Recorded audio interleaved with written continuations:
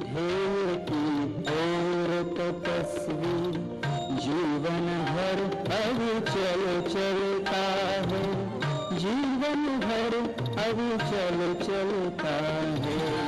दिव्य ध्येय की ओर तपस्वी जीवन भर अविचल चलता है, जीवन भर अविचल चलता है।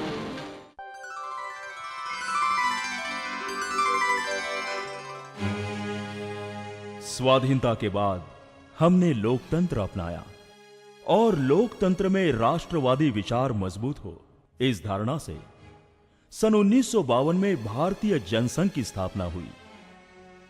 पिछले 60 वर्षों में भारतीय जनसंघ और बाद में बनी भारतीय जनता पार्टी ने भारतीय राजनीति में अपना विशेष स्थान बनाया। भाजपा को आज की स्थिति तक पहुंचाने डॉक्टर श्यामा प्रसाद मुखर्जी, पंडित दीनदयाल उपाध्याय, अटल बिहारी वाजपेयी, लाल कृष्ण आडवाणी जैसे नेता और देश भर के कार्यकर्ता और स्वयंसेवकों ने कड़ी मेहनत की है। राजनीति से समाज परिवर्तन कार्यों को गति मिल सकती है। इसी भावना से हजारों कार्यकर्ता जनसंघ से लेकर कार्यरत रहे। उनमें से कई कार्यकर्ता आज भी कार्यरत हैं। चुनावी राजनीति में लोक प्रतिनिधि एक कार्यकर्ता बनता है या एक कार्यकर्ता चुनाव लड़ता है, पर उसकी यशस्विता के लिए मजबूत संगठन की जरूरत होती है और संगठन सैकड़ों समर्पित कार्यकर्ताओं द्वारा बनता है। ऐसे हजारों निस्वार्थ, समर्पित और पद लालसा से परे कार्यकर्ताओं की हमारी परंपरा है। हमारी इसी वैभवशाली श्रृंखला की एक कड़ी है श्रीमान मुकुंद राव जी कुलकर्णी। आज की ये सम्मान संध्या मुकुंद राव जी का सम्मान तो है ही, पर सही मायनों में पार्टी में कार्यरत ऐसे हजारों समर्पित कार्यकर्ताओं का सम्मान है। ऐसे कार्यकर्ताओं के उचित सम्मान की परंपरा भी मुकुंद राव जी ने ही सन 1993 में शुरू की थी। 5 जुलाई 1935 में मुकुंद राव जी का जन्म नंदुरबार शहर में हुआ। उनके 4 बंधु और स्वयं मुकुंद राव जी बचपन से ही संघ स्वयंसेवक रहे। मुकुंद राव जी नंदुरबार जिला संघ के घोष विभाग में कार्यरत थे। सन 1954 में वे उच्च शिक्षा के लिए मुंबई आए और चरनी रोड के विल्सन कॉलेज में दाखिल हुए। विल्सन के हॉस्टल से ही मुकुंद राव जी संघ शाखा में नियमित रूप से जाते रहे। सन 1958 में शिक्षा पूर्ण करने के पश्चात प्रीमियर ऑटोमोबाइल्स में नौकरी करने लगे और सन 1962 में जनसंघ की पहली जिम्मेदारी रही कांदिवली दहीसर मंडल के कोषाध्यक्ष। और यहीं से मुकुंद राव जी कुलकर्णी नामक एक तपस्वी की अविरत यात्रा शुरू हुई। यात्रा संगठन गढ़ने की। सन 1962 से 1964 मुकुंद राव जी पश्चिम उपनगर जिला महामंत्री रहे। तब पश्चिम जिला का अपना कार्यालय नहीं था, इसलिए जिला साप्ताहिक बैठक सन 1968 से 1984 तक पूरे 16 वर्ष मुकुंद राव जी के घर में ही होती थी। संगठन के प्रति यही समर्पित भावना उन्हें जनसंघ मुंबई के शुरुआती दौर के महत्वपूर्ण कार्यकर्ताओं में से एक बनाती है। जब उत्तर पश्चिम जिले का कार्यालय नहीं था तो लगभग 8-10 वर्ष हमारी साप्ताहिक बैठक मुकुंद राव जी के घर में ही अंधेरी में होती थी और बैठकें तो 3-3, 4-4 घंटे चलती है। 7:30, 7:30 बजे शुरू हो तो 10:30, 11 बजे तक 2 कमरे का फ्लैट। लेकिन मुकुंद राव जी के घर वालों ने भी मुकुंद राव जी को केवल उनके परिवार के दृष्टि से नहीं तो भारतीय जनता पार्टी के कार्य के दृष्टि से भी बहुत सहयोग दिया और इसके कारण भाभी जी को भी जितना धन्यवाद दिया जाए उतना कम है।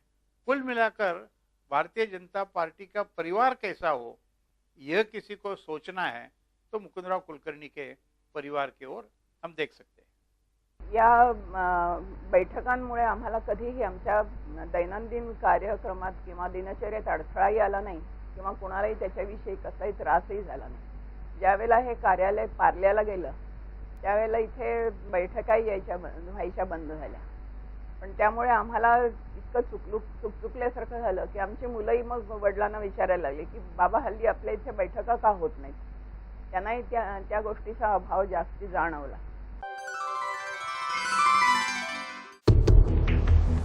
इंदिरा गांधी के तानाशाही के खिलाफ सारे विपक्षी एक हो गए। जनसंघ भी जनता पार्टी में विलीन हुआ। आपातकाल में कई कार्यकर्ता जेलों में डाल दिए गए। इस तानाशाही के बावजूद हजारों कार्यकर्ताओं ने भूमिगत रहकर अपनी राजनीतिक जिम्मेदारी पूर्ण की। मुकुंद राव जी भी उन्हीं में से एक हैं। इमरजेंसी का काल ऐसा था कि कार्यकर्ताओं पर बहुत बड़ा प्रेशर था। अनेक कार्यकर्ता जेल में गए थे और सबसे बड़ी बात यह है कि वो कब वापस आएंगे पता नहीं था। ऐसे समय में जिन कार्यकर्ताओं ने डटकर काम किया ऐसे मुकुंद राव कुलकर्णी रहे। इमरजेंसी हटने के बाद जो पहली चुनाव के लिए बैठक हुई उस बैठक में प्रमुख रूप से मार्गदर्शन मुकुंद राव का ही था। मुकुंद राव का ही नेतृत्व था जिसने उस समय के कार्यकर्ताओं को चुनाव के लिए तैयार किया। आपातकाल हटा और जनता पार्टी की सरकार बनी, जिसमें भूतपूर्व जनसंघ के कार्यकर्ताओं का महत्वपूर्ण योगदान रहा। पर जनता पार्टी का प्रयोग असफल रहा और फिर राजनीति के क्षितिज पर भारतीय जनता पार्टी का उदय हुआ। उस समय मुकुंद राव जिला के मंत्री बने और भाजपा के पहले अधिवेशन के कार्य समिति व्यवस्था के प्रमुख के नाते काम देखा, जो आज भी लोग याद करते हैं। 1980 में भारतीय जनता पार्टी की स्थापना होने के बाद पहला महाअधिवेशन मुंबई में हुआ, वांद्रे में, और उस अधिवेशन का नाम समता नगर दिया गया था। उस समय पर मैं मुंबई भारतीय जनता पार्टी का अध्यक्ष था। हमने वांद्रा का स्थान तय करने के बाद हम कलेक्टर के पास गए, क्योंकि वह जगह कलेक्टर की थी, जिलाधिकारी की। तो वहां एक टेक्सटाइल इंडस्ट्री का प्रदर्शनी चल रही थी। तो हमने कहा कि वो प्रदर्शनी चलने के बाद वो जगह हमको मिलनी चाहिए। थोड़ा तर्क दिया, जिलाधिकारी सहजता से तैयार नहीं हो रहा था। तो हमेशा शांत रहने वाले मुकुंद राव भड़क उठे। उन्होंने कहा क्यों नहीं देते, मिलना चाहिए हमको। और फिर उन्होंने ये भी कहा कि वो प्रदर्शनी जो है वो अपना सब लेके जाए और उसके ऊपर जो कवर था वो भी हमारा अधिवेशन समाप्त होने तक हटाना नहीं चाहिए। बाद में सारी बातें ठीक हो गई। सन 1992 में मुकुंद राव जी प्रीमियर से सेवानिवृत्त हुए और पार्टी का पूर्णकालीन काम करना शुरू हुआ, जो आज तक चल रहा है। सन 1995 का महाअधिवेशन भाजपा मुंबई का एक गौरवशाली आयोजन रहा है। इस अधिवेशन में कार्यालय की संपूर्ण जिम्मेदारी मुकुंद राव जी पर ही थी। इस अधिवेशन की यशस्विता में कार्यालय का योगदान बहुत ही महत्वपूर्ण रहा। भाजपचा ऐतिहासिक महाअधिवेशन, देशभरातले लाख लोक आले आणि त्या अधिवेशनातून भाजप सत्तेकडे गेलं। तर मुकुंदराव माझे सहकारी महामंत्री आणि नंतर उपाध्यक्ष म्हणून काम करायला लागले। एक वैशिष्ट्य आणखीन मला सांगायचं आहे, महाअधिवेशन करोडो रुपयाची उलाढाल, आणि मी अध्यक्ष असताना कधी मी एका चेकवर वाउचरवर कधी सही केली नाही। निधी गोळा करणं हे मला वेदप्रकाश गोयलांनी शिकवलं होतं। अपना काम है, खर्च कहाँ करना, कैसे करना, उसके लिए जो महामंत्री होते, कोषाध्यक्ष, वो तय करेगा। आणि मी 5 वर्ष अध्यक्ष होतो, त्यावेळी मुकुंदराव माझ्या बरोबर होते। खर्च करायचा अधिकार मुकुंदराव कुलकर्णी आणि पंत मराठेला त्यांची चेकवर सही चालायची. एक पैसा इथून तिथे नाही, एक पैसा वाया नाही गेला. एवढा मोठा माणूस हे भारतीय जनसंघ आणि भारतीय जनता पक्षालाच मिळू शकतो. आणि आता मुकुंदरावांचा मुळेच त्यांचं जे कर्तृत्व पाठीमागे राहायचं, तरुणांना पुढे जाऊ द्यायचं, हे फक्त मुकुंदरावच करू शकतात. त्यांच्यामुळेच आमच्यासारखे लोक आज इथपर्यंत पोहोचले आहेत. सन 1935 से चल रहा ये सफर आज भी अविरत चल रहा है. आमतौर पर किसी भी संगठन संस्था की पहचान उसके शीर्ष नेताओं से होती है. किसी भी संगठन की यशस्विता जय पराजय के आंकड़ों से होती है. पर दरअसल जय के उन्माद से दूर और पराजय की विषण्णताओं से परे काम करने वाले कार्यकर्ता किसी भी संगठन की नींव होती है, बुनियाद होती है. मुकुंदराव हे जरी कडक वाटले, नियमाचा सिस्टीमचे आग्रही वाटले, तरी त्यांच्यातला जो ओलावा आहे तो मी अनेक वेळा पाहिलाय, अनुभवलाय. मी मुंबई अध्यक्ष असताना असेल किंवा त्यानंतर आता प्रदेशात काम करताना अनेक कार्यकर्त्यांच्या घरच्या अडचणी, त्यांच्या मुलांच्या नोकऱ्यांचे प्रश्न हे मुकुंदराव आवर्जून माझ्यासारख्या कार्यकर्त्याच्या कानावर घालतात.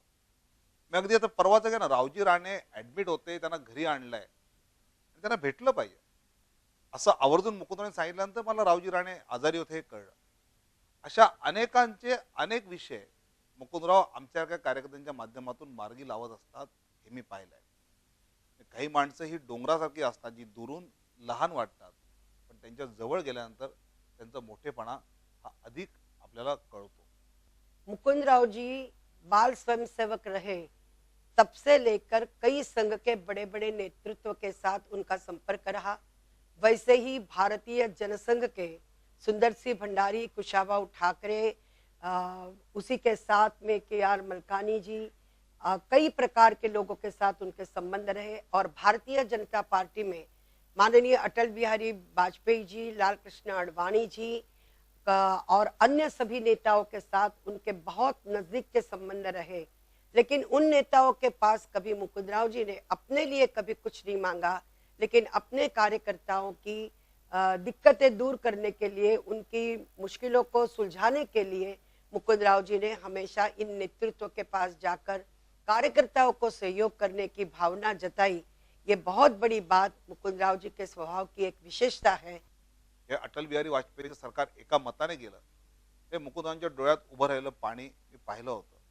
सर्व नेत्यांवर अपार श्रद्धा.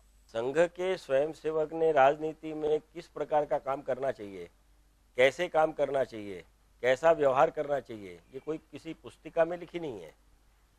कार्यकर्ताओं ने अपने उदाहरण से उसको सामने रखा है. मुकुंदराव ने भी राजनीति में रहकर एक संघ स्वयंसेवक ने किस प्रकार का व्यवहार करना चाहिए, इसका उदाहरण अपने सामने प्रस्तुत किया है.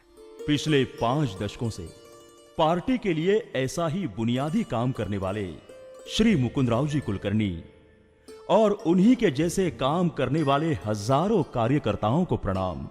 और मुकुंदराव जी, आपको अमृत महोत्सव की बहुत बहुत शुभकामनाएं. मुकुंदराव 100 वसंत देखे और 100 वसंत में अच्छा काम करने के लिए, हम सब लोगों को मार्गदर्शन करने के लिए मुकुंदराव को शक्ति, आरोग्य प्रदान करे, यही इस समय पर हम प्रार्थना कर सकते हैं और मुकुंदराव को शुभेच्छा भी दे सकते हैं. तो ईश्वर आपके ऊपर हर प्रकार के आशीर्वाद रखे.